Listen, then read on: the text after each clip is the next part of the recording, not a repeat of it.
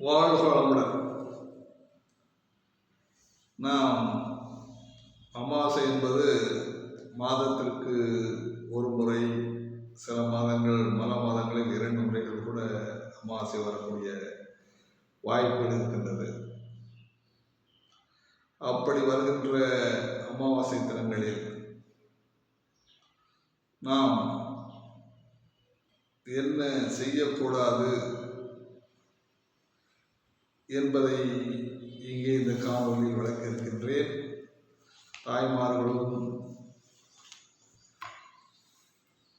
பெரியோர்களும்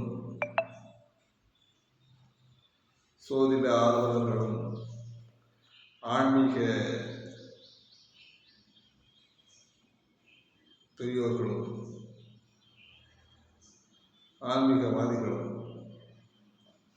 இந்த ஓரங்களை நீங்கள் தெரிந்து கொள்ள வேண்டும் என்பதற்காகத்தான் இந்த குறிப்புகளை பெரியோர்கள்,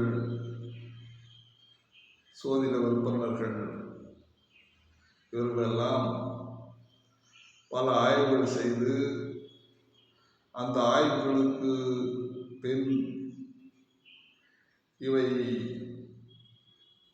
சரியாக இருக்கின்றது என்பதை மக்களுக்கு எடுத்து சொல்வதற்காகத்தான்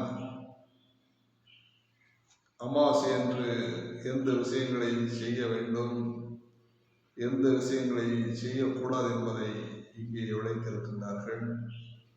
அதை நாம் இப்போ இந்த காணொலியில் வழங்குகின்றேன்.